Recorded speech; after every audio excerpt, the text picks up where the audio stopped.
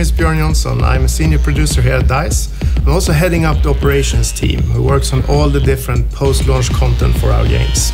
We are really excited about Battlefield 3 Premium.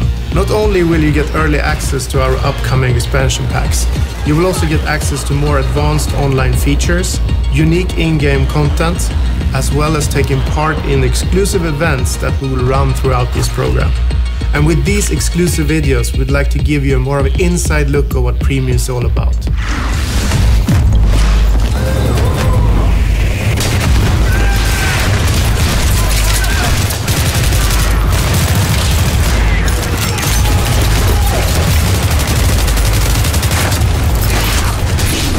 I'm Niklas Vigreus. I'm the lead designer for the DICE operations team, and I'm currently in charge of designing the X-Packs for Battlefield 3.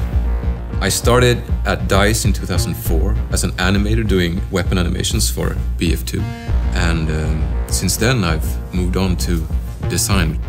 The idea behind Close Quarters is to capitalize on what the Battlefield universe is. In 1 second you can be an infantryman running through a house, and in the next second you can be a pilot soaring through the skies in a jet fighter. So it has all these very exciting elements, and what we want to do with Close Quarters is to really capitalize on the infantry-focused, tight combat environment. Now with maps that really cater to it. In order to enhance that, we've also introduced what we call HD destruction, which basically means that you can use only your rifle. I mean, normally you would have to use like tank shells and bazookas in order to bring down, these big stone walls. But now it's like plaster, wooden panels, furniture. So you will be like a destruction machine, even only with your carbine or machine gun. It makes everything very vivid and very kind of in your face.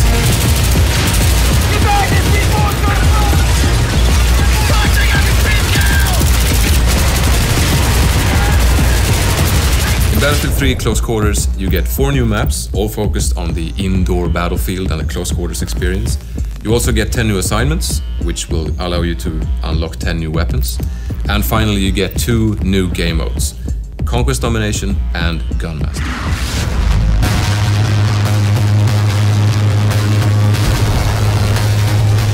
Conquest Domination is the close quarters take on Conquest. You basically have less amount of flags with much quicker cap time. So flags tend to change owners very quickly, but also you have no safe spawns, you don't have any home bases. So it's really important that you keep control of these key areas. And I think squad play is the key factor in achieving victory in Conquest Domination, because it's really important to really maintain control of these areas, because you have no other safe zone, you just need to do that.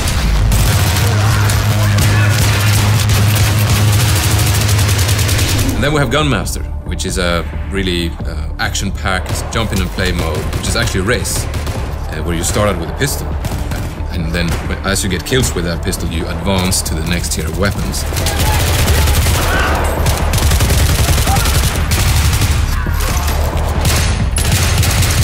In order to win the mode, you need to go through the powerful weapons and ultimately win by getting a knife kill in the end. If you do that before everyone else, you win the race, you win the mode, and it's all smiling faces. All smiling faces or one smiling? It's actually true, there's only one smiling face, and then there's like 15 frowns, but hey, it's all smiling faces, it's a fun mode.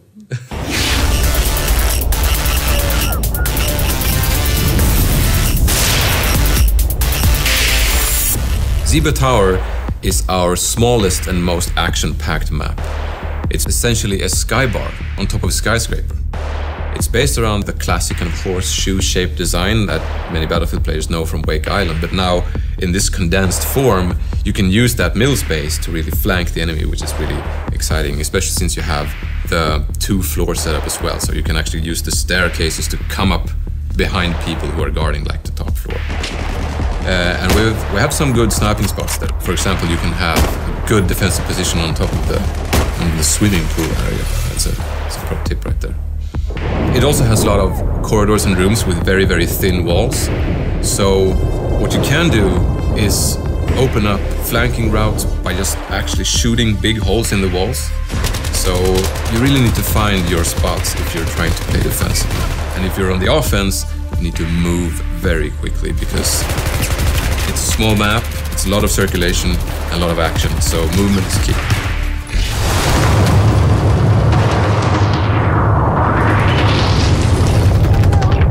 Dania Fortress is the most varied map.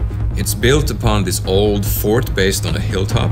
So it has this really old stone, catacombish fundamental base.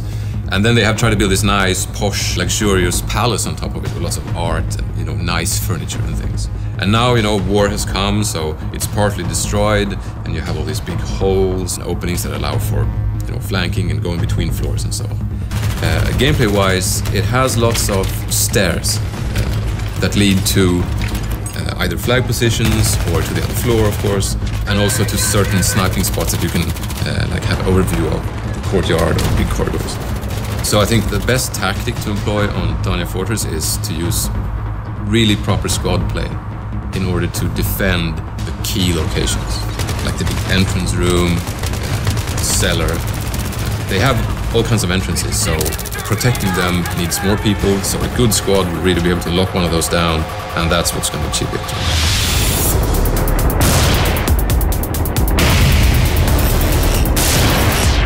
Operation 9 to 5 is our biggest and most destructible map, I would say. It is essentially an office with the cubicles and the desks and the cafeteria and the bathrooms, and they're all not very sturdy. So there's lots and lots of destruction.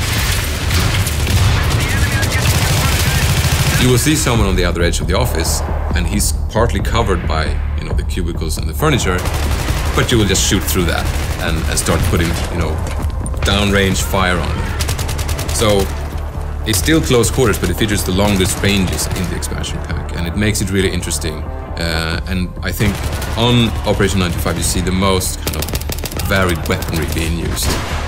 And also, it has a garage that goes kind of underneath the whole complex where, the former employees had all their cars. So you can use the garage as a traveling hub, if you will. You can go up that fire escape or through that staircase and end up on the other side of the map. So you really need to mind those extra exits when you play Operation 9 to 5.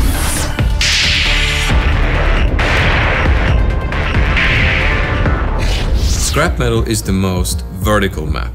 It is an old factory. Parts of it actually so old that it's not being used anymore.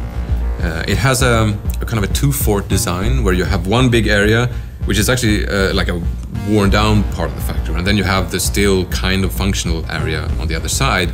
And the thing is, those two sides are connected only through pretty narrow passages. So keeping those under control is really, really key.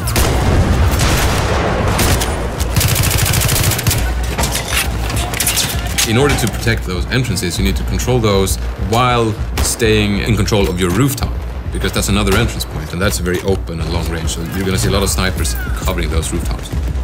And also, since it's an old factory, it's made out of mostly concrete and metal, so you won't have the same abilities to, tear down walls and create flanking routes. So positioning, I think, is the absolute key to winning on Scrap Metal.